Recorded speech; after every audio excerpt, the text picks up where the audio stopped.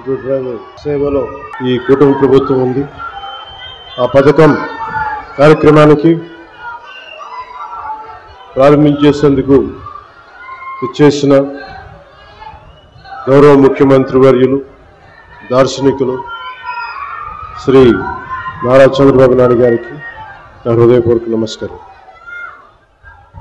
ఈ వేదిక పైన ఆసీనులైన గౌరవ మానవ వనరుల అభివృద్ధి, సమాచార సాంకేతిక, electronics and communications, real time governance శాఖల మంత్రివర్యులు సోదరులు శ్రీ నారా లోకేష్ గారికి, రాష్ట్ర బీజేపీ అధ్యక్షులు శ్రీ మాధవ్ గారికి, గౌరవ మంత్రి శ్రీ మండిపల్లి రామప్రసాద్ రెడ్డి గారికి, హెల్త్ మినిస్టర్ శ్రీ సత్యకుమార్ యాదవ్ గారికి, విజయవాడ పార్లమెంట్ సభ్యులు కేసినేని శివనాథ్ గారికి, గౌరవ విజయవాడ సెంట్రల్ శాసనసభ్యులు బోండా ఉమా గారికి,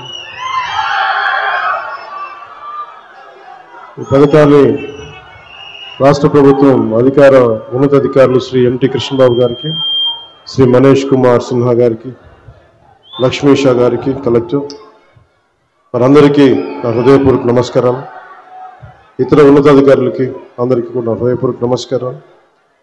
ముఖ్యంగా ఇక్కడికి విచ్చేసిన మా ఆటో డ్రైవర్ సోదరులందరికీ, వారి కుటుంబాలకి, మీడియా మిత్రులకి పేరు పేరున హృదయపూర్వక నమస్కారం.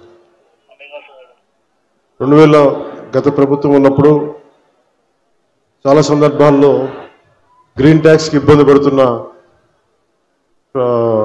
మా దగ్గర ప్రస్తావించారు. దానిని సంవత్సరంన్నర లోపే ఆ సమస్యను అడ్రస్ చేయడం జరిగింది. అలాగే గత ప్రభుత్వం మనకి మనీ ఇచ్చిన కానీ రోడ్లు పూడ్చలేకపోవటం, మరింత రిపేర్లు రావటం, ఇవన్నీ చాలా సందర్భాల్లో మాట్లాడాను.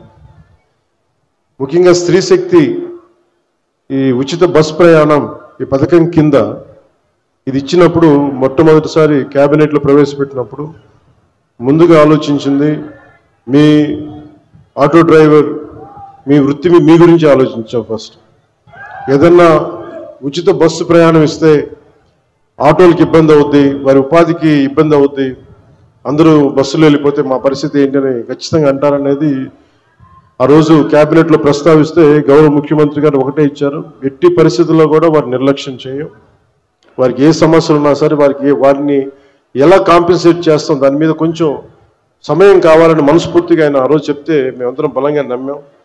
దాన్ని పెట్టుకుని ఈ రోజున మీకు 15,000 రూపాయలు చాలా సంవత్సరాల కాలంలోనే వచ్చిన వెంటనే సంవత్సరాల కాలంలో మీకు 15,000 రూపాయలు మీ అకౌంట్లో పడబోతుంది. దానికి ఆ నిర్ణయం చాలా ఇబ్బందికరమైన పరిస్థితులు ఆర్థికంగా, అలాంటిది మీకోసం 15,000 రూపాయలు ఇంత ఆర్థిక ఇబ్బందులు ఉన్నా కానీ ముందుకు తీసుకెళ్ళి మనస్ఫూర్తిగా నారా చంద్రబాబు నాయుడు గారికి మీ అందరి తరపున హృదయపూర్వక కృతజ్ఞతలు తెలియజేస్తాను. సమర్థవంతమైన నాయకత్వం, ప్రణాళికాబద్ధమైన పాలన ఉంటే ఏ రాష్ట్రమైనా సుభిక్షంగా ఉంటుంది. గడిచిన 15 నెలల కాలంలో గౌరవ ముఖ్యమంత్రి శ్రీ నారా చంద్రబాబు నాయుడు గారి నాయకత్వంలోని కూటమి ప్రభుత్వం ఈ విషయాన్ని పదే పదే నిరూపించింది. ఆ క్రమంలో ఇందాక మీకు చెప్పినట్టుగా ఆడపడుచులకు ఇచ్చిన మాటలు నిలబెట్టుకునే పరిస్థితుల్లో మీకు ఆటోలు, క్యాబ్లు నడుపుకుంటూ జీవనం సాగించే వారిపైన ప్రభావం చూపించింది. అందుకనే ఈ రోజున 15,000 రూపాయలు మీకు ఇచ్చి మీకు చిన్నపాటి వెన్నుదన్నుగా ఉన్నామని తెలియజేసుకుంది కూటమి ప్రభుత్వం. అలాగే ఎన్నికల ముందు నేను పిఠాపురం పర్యటనలో నేను ఆటోలో ప్రయాణించినప్పుడు ఆ ఆటో డ్రైవర్ నాకు సందర్భంగా చెప్పారు, ఆటో డ్రైవర్ సోదరులకు ఎదురయ్యే ఇబ్బందుల్ని మాకు ప్రత్యేకించి వివరించారు. అలాగే ఈ రోజున ఆటో డ్రైవర్ సేవలో కార్యక్రమం ద్వారా స్త్రీ శక్తి పథకం మీకు జరుగుతున్న నష్టాన్ని భర్తీ చేసే ప్రయత్నం చేస్తూ అర్హులైన ప్రతి ఆటో డ్రైవర్కి ఈ రోజున 15,000 జమ చేస్తూ దాదాపు 3 లక్షలు ఇంకా సరిగ్గా చెప్పాలి 2,90,000 మందికి ఈ ఆటో డ్రైవర్ సేవల పథకం ద్వారా లబ్ధి చేకూరుండగా మీ అందరి కోసం ప్రభుత్వం ఆర్థిక ఇబ్బందులు ఉండి 436 కోట్ల భారాన్ని ఈ రోజున రాష్ట్ర ప్రభుత్వం చాలా ఆనందంగా మోస్తుంది. అంటే మీకు చిన్నపాటి ఊతం ఇవ్వగలిగితే అది భారం అయినప్పటికీ కూడా మీకు ఆనందంగా మోస్తుంది ఈ ప్రభుత్వం. ప్రజల సమస్యలు విని వాటిని పరిష్కరించడమే కూటమి ప్రభుత్వం లక్ష్యం.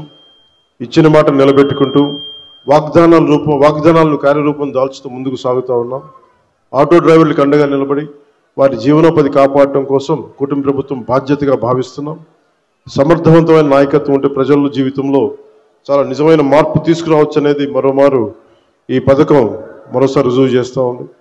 అలాగే మీకు ఇంత కష్టాల్లో కూడా మాకు సహకారం అందిస్తున్న గౌరవ ప్రధాని శ్రీ నరేంద్ర మోదీ గారికి మనస్ఫూర్తిగా ధన్యవాదాలు తెలియజేసుకుంటూ, ముఖ్యమంత్రి శ్రీ చంద్రబాబు నాయుడు గారి నాయకత్వం భవిష్యత్తులో మీకు ముఖ్యంగా ప్రజలతో పాటు మీకు ప్రత్యేకించి ఆటో నడుపుతున్న సోదరుల కుటుంబాలకి మీ అందరికీ కూడా మేము అండగా ఉంటామని తెలియజేసుకుని సెలవు తీసుకున్నాను.